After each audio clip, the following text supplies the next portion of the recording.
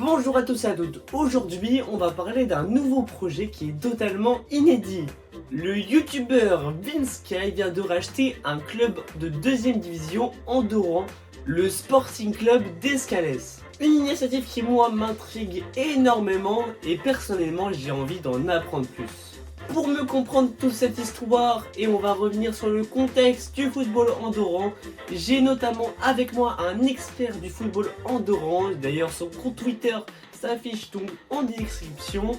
C'est le compte Twitter ou le compte X comme vous voulez, Foot Andorran, qui est avec moi et donc qui va nous éclairer sur ce sujet. Mais avant ça du coup les gars, n'hésitez pas à vous abonner et à liker la vidéo, la partager et à commenter, ça m'aiderait énormément à pouvoir réaliser mon rêve, ça serait de vivre de YouTube, de ma passion. Et aussi n'hésitez pas aussi à vous abonner au compte X, donc Foot Andorran, qui vient m'aider dans cette petite vidéo. Et donc sans lui, cette vidéo n'existerait pas. Donc vraiment n'hésitez pas à aller le suivre parce qu'il fait du très bon contenu d'ailleurs. Et donc on est parti. Et donc on va commencer avec le contexte. Donc quel est le contexte du football andorran et en particulier de la 2ème division andorran? Le football andorran se caractérise par un championnat modeste en termes de budget et d'infrastructures, mais il présente une passion locale assez grandissante.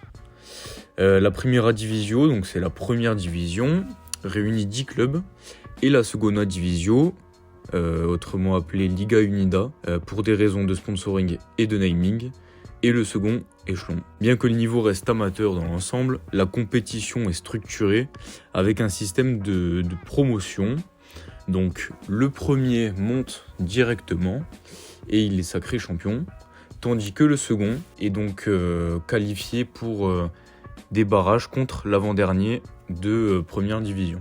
C'est souvent des clubs historiques qui sont dans ce championnat, dû à des faits ponctuels avec des contraintes économiques, notamment avec San Giulia, avec Angordani, avec beaucoup de clubs qui tombent dans les méandres un peu du football d'Andorre, et puis après souvent disparaissent parce que faut bien le dire, la 2ème division en Andorre c'est un peu un gouffre financier.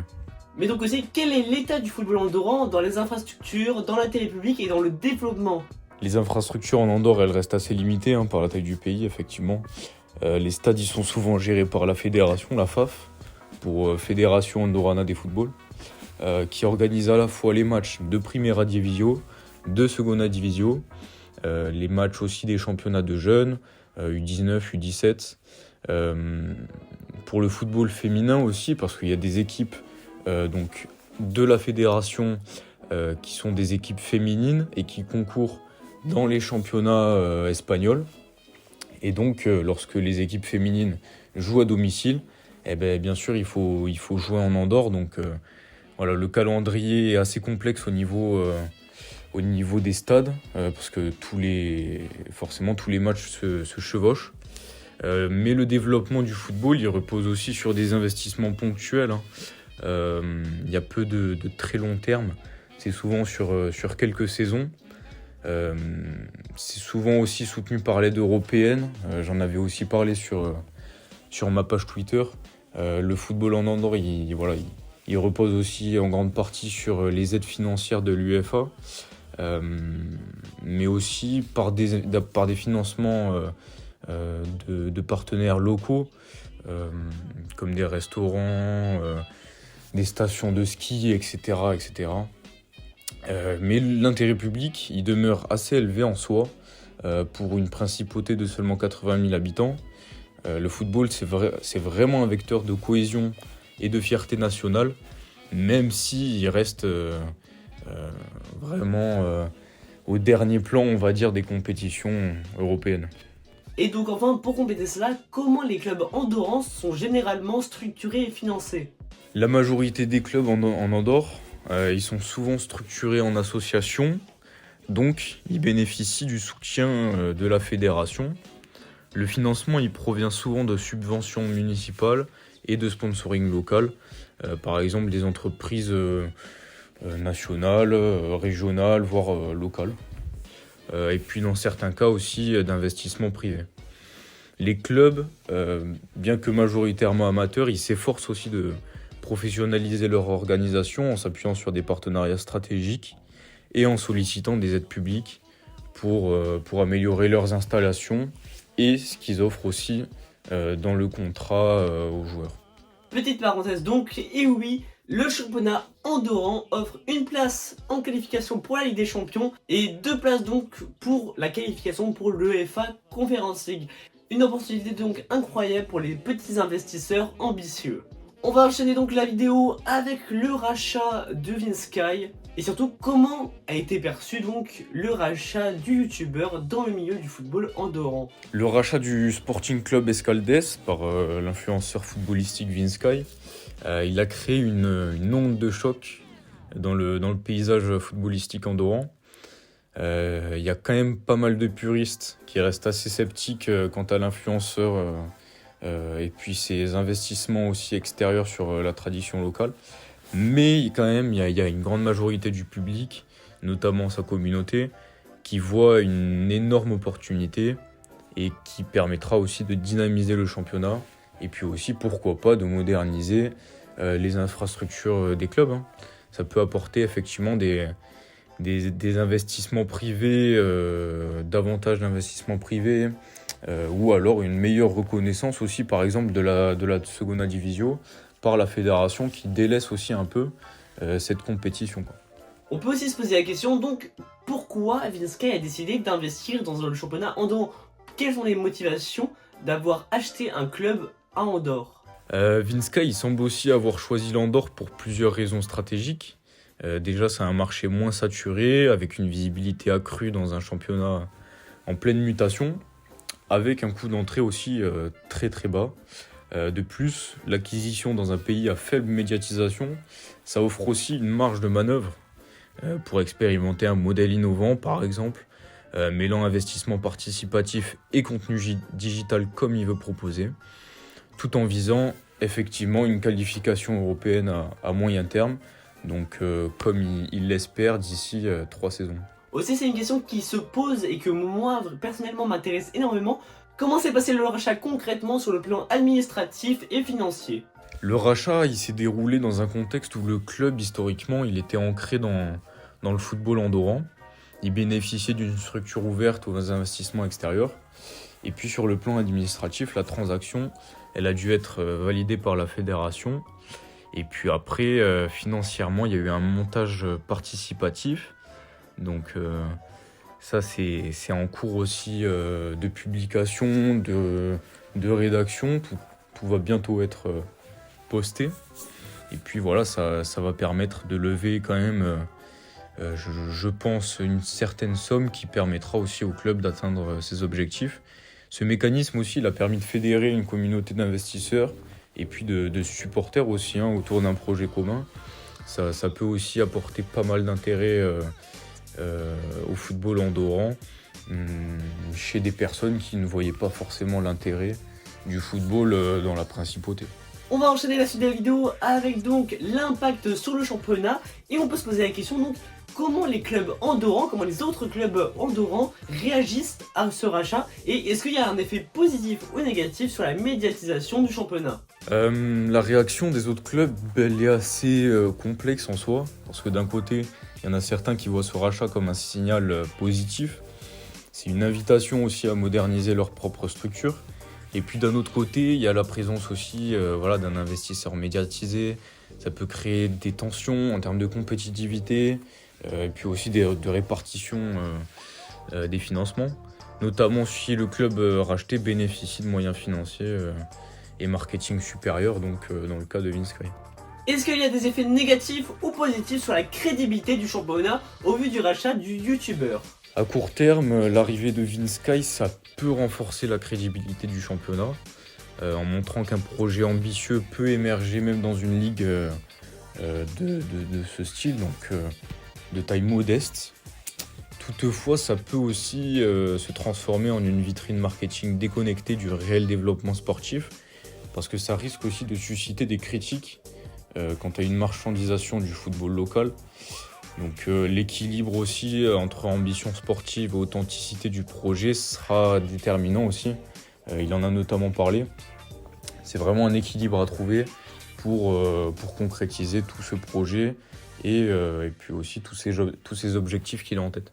On rappelle aussi que Vince Sky avait annoncé le projet le 20 février 2025 et a investi plus de 550 000 € dans le club. Pas une première donc pour un youtubeur qui rachète un club, mais une première dans le football andorran. Vince Sky a annoncé ses objectifs, c'est de monter à court terme, à très court terme, au bout d'1 ou 2 ans en première division. Mais du coup, est-ce que cet objectif est réalisable d'après toi? Si les investissements ils se traduisent par une amélioration des infrastructures, un recrutement judicieux et une meilleure préparation physique et tactique, ça peut être envisageable cette montée en première division. Après, la compétitivité, elle sera quand même assez accrue. Ça dépendra en grande partie de la capacité du club à attirer des jeunes joueurs talentueux et à s'adapter rapidement aussi aux exigences d'un championnat qui ne cesse d'être élevé. Et puis aussi, ça dépendra des arrivées des autres clubs. Il y a beaucoup de clubs qui sont en train d'arriver, qui sont en train d'émerger et qui feront peut-être leur retour en Segunda Divisio. Donc rendez-vous en début de saison pour dresser un bilan. Dans le même temps, est-ce que ce rachat d'un investisseur étranger peut inciter d'autres investisseurs à investir dans le football andorran? Et oui, j'ai beaucoup dit le mot investir. Mais l'arrivée d'un investisseur comme Vince Sky, forcément ça ouvre des portes. Ça ouvre des portes à d'autres investisseurs aussi, des entrepreneurs étrangers, des influenceurs comme lui. Ça peut aussi être attiré par un marché comme je l'ai dit, vu que c'est à moindre coût, et puis aussi il y a la possibilité de construire une image rapidement. Après c'est aussi à double sens, comme d'habitude. Ça peut effectivement dynamiser l'ensemble du championnat, mais ça comporte aussi pas mal de risques. Avec une surmédiatisation, c'est pas non plus le facteur clé pour un développement durable, on va dire. Donc c'est un équilibre, comme je l'ai dit, c'est un équilibre. Avec l'investissement de Vince Sky donc dans le football andorran, une question donc peut se poser, est-ce que ça peut devenir une tendance d'investir dans des clubs andorrans ou en tout cas dans des championnats mineurs comme celui-ci? Donc ce type de rachat, ça peut effectivement devenir une tendance dans les championnats de petits pays où les coûts d'investissement ils restent abordables. L'exemple d'Andorre, ça montre aussi que c'est possible de conjuguer visibilité digitale et projets sportifs ambitieux, et puis ensuite d'attirer un nouveau type d'investisseurs comme Vince Sky. Une question aussi serait légitime, est-ce que selon toi, il y aurait un risque de voir les influenceurs investir dans des clubs de football? Mais forcément, les risques, ils incluent une volatilité médiatique, une dépendance aussi à l'image personnelle de l'influenceur, et puis aussi des conflits d'intérêts entre objectifs marketing et performance sportive. Après, les opportunités, elles résident aussi dans une meilleure communication, une capacité à mobiliser une large communauté, et puis aussi à introduire des pratiques innovantes de gestion et de sponsoring, comme aussi prévoit le projet de Vince Sky. Concernant le football andorran, est-ce qu'il peut en tirer un avantage à long terme avec ce genre d'initiative? À long terme, le projet de Vince Sky, ça peut servir de catalyseur pour professionnaliser davantage la Primera Divisio et la Segunda Divisio, et puis aussi attirer des sponsors qui viennent de tous les pays du globe. Après, pour que l'avantage y soit durable, il faut que cette initiative ça s'inscrive aussi dans une stratégie globale de développement, et puis que ça se limite pas aussi à cet effet communication et puis surmédiatique aussi. C'est assez complexe comme projet, puisque Vince Sky aussi se base énormément sur les réseaux sociaux, et puis aussi sur la médiatisation en France et à l'étranger de son club. Donc ça va être assez complexe comme équilibre. Et ma question finale pour toi, est-ce que tu vois le projet de Vince Sky comme un projet marketing ou comme une réelle opération sérieuse? Le projet, il présente des aspects forcément marketing, notamment avec l'image de Vince Sky, l'utilisation des réseaux sociaux aussi pour créer une vraie communauté autour du club. Mais ça repose également sur des investissements réels en infrastructure et en recrutement. Donc si la stratégie de gestion est rigoureuse et elle est orientée vers la performance sportive, voilà, ça peut agir comme un vrai projet de relance sportive et puis juste voilà, un vrai projet réel et non un simple coup de communication. En conclusion donc, le projet de Vinsky pourrait totalement redessiner le football andorran, mais à voir donc l'année prochaine pour la saison 2025-2026 si le projet va être réellement sérieux ou juste une opération marketing. Je vous laisse donc faire votre avis en commentaire et me dire si vous croyez au projet de Vinsky. Et donc moi je vous dis à bientôt pour une prochaine vidéo. N'hésitez pas à vous abonner et à liker la vidéo, à la partager et à commenter, ça me ferait énormément à pouvoir réaliser mon rêve, ça serait de vivre ma passion. Si vous kiffez ce genre de vidéo, vraiment n'hésitez pas à me le dire en commentaire aussi. Vraiment ça m'a pris pas très longtemps à le faire et j'ai kiffé la faire. Vraiment c'est incroyable de faire des vidéos comme ça en partenariat donc avec des comptes de football qui s'y connaissent en football de leur pays. Donc vraiment c'était un réel plaisir. Encore une fois n'hésitez pas aussi à vous abonner au compte de football andorran. Donc voilà, vraiment c'est un gars super, vraiment n'hésitez pas à aller suivre, vraiment il fait du très bon boulot, vraiment il informe, vraiment je le suis régulièrement parce que c'est un territoire qui est à côté de chez moi en Nord et vraiment ça m'intrigue énormément, donc vraiment allez le suivre.